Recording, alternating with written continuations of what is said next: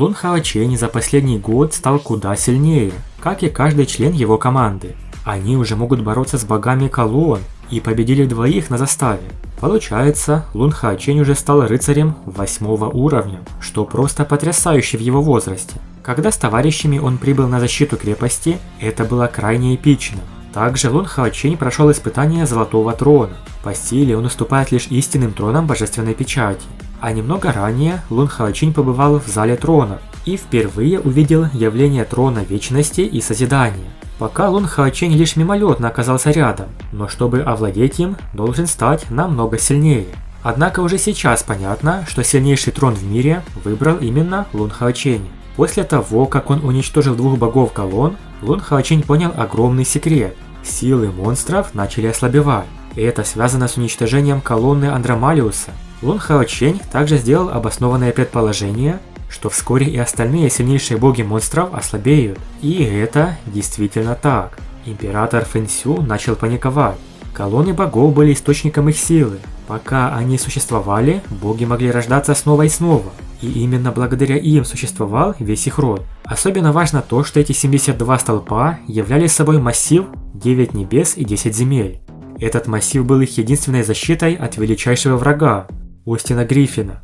Однако теперь один из столпов уничтожен, и этот массив уже не будет полноценным. Если Остин Гриффин нападет, раса монстров будет уничтожена. Поэтому император Фэнсю приказал немедленно найти Остина Гриффина и устранить его, чтобы с его помощью восстановить разрушенную колонну. Это был единственный способ вернуть былую мощь. А перед тем, как продолжить, советую отличный сайт для просмотра ваших любимых аниме – Konoha TV. Переходи и смотри новинки в хорошем качестве, ссылочка в описании. Что касается Золотого Трона, Лун Хаочень сильно постарался ради его получения. Проводил испытания Ян Хаоюй, известный как сильнейший рыцарь в рыцарском храме. Он старший брат Ян Хаоханя. К счастью, Лун Хаочень не только успешно прошел испытания, но и получил два великих сокровища. Первым сокровищем стал трон из чистого золота. Этот трон невероятно ценен, даже более ценен, чем трон из мифрила. Многие мастера из святилища рыцарей готовы отдать все за этот артефакт, но не могут его приобрести. Обладатели Золотого Трона значительно усиливают свои боевые способности и могут сражаться с противниками гораздо выше своего уровня. Его защита также впечатляющая. Пробить трон можно только силами таких великих воинов, как император Фэнсю. Как же круто смотрится Лун Хаочень на этом золотом троне. Честно говоря, по зрелищности и эффектам он ничуть не уступает рыцарям с тронами печати.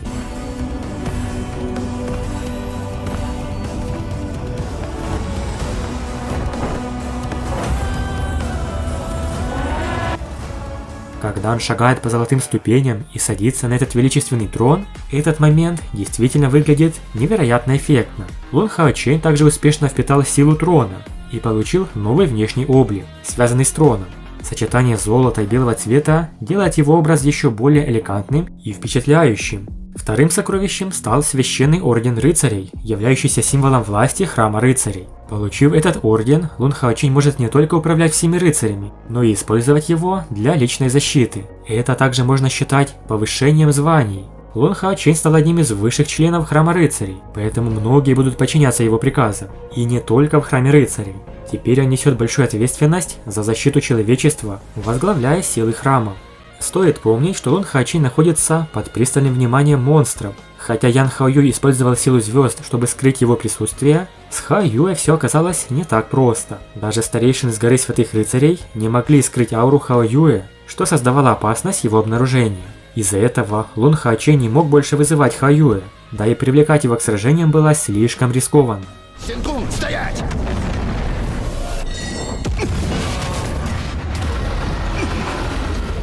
Однако разгар священной войны требовал сильных союзников. При поддержке старейшин Лун Хаочень отправился приручить Звездного Короля, Короля Единорога. Еще в детстве Лун Хаочень встречал этого зверя. Теперь Лун Хаочень обрел силу, необходимую для того, чтобы управлять этим могучим существом.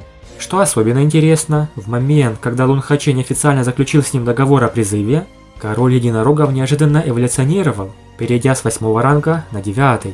Следовать за главным героем действительно приносит выгоду. После этой эволюции король Звездных Единорогов стал еще более предан Лун Хаоченью. Можно даже сказать, он полностью посвятил себя ему. В аниме мы видим, что спустя год Цаер возвращается на экран. В этот момент она все еще проходит испытания в тайном мире, и с косой в руках она сражается с врагами, демонстрируя невероятные навыки. Ее внешность претерпела изменения, теперь ее волосы не глубокого фиолетового, а светло-лилового оттенка. Перевал заклинателей, охраняемый храмом ассасинов, также подвергается мощной атаке врагов. Они послали двух могущественных богов для нападения, и защитники крепости понесли большие потери. Тогда внезапно Цаер эффектно вступила в бой. Ее атака началась еще до того, как она появилась. Знакомая смертельная комбо ударов бога смерти отрубила обе руки каменного монстра. Теперь, когда Цаер прошла испытание, ее сила значительно возросла, достигнув 8 уровня. Защитники перевала обрели уверенность и преклонили колени. В это время другой бог колонны с белыми волосами был в восторге, говоря, что наконец нашел ее. Он собирался вступить в бой с Цаер, но исход был очевиден. Когда Цаер переключается в режим божественного благословения, ее облик меняется. Она облачается в великолепные белые одежды. Лун Хаочень также решает отправиться к вратам заклинателей, где располагается храм убийц. Прошел год с тех пор, как он расстался с Цаер, и он не переставал думать о ней. В это время крепость сталкивается с беспрецедентной угрозой, и единственное, кто может их спасти, это пробудившаяся Цаер. Когда Цаер, одаренная огромным потенциалом и значительно возросшей силой, завершила свое испытание реинкарнации, она вступает в бой, чтобы спасти перевал заклинателей.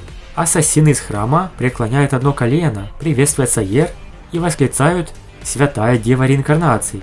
Прошедший год изменил не только Лун Хаоченя и его товарищей, но и саму Цаер, которая предстанет перед нами в новом облике. Как видим, Лун Хаочень своей храбростью и проницательностью завоевал уважение всех. Он стал 12-м золотым рыцарем. Золотой трон – это символ невероятной прочности. Каждая преграда на его пути подобна неприступной крепости, испытывающей на прочность волю и мастерство каждого, кто осмелился бросить вызов. Но Лун Хаочень, как восход солнца, смело и уверенно преодолевает все испытания. Его решимость и храбрость невозможно остановить.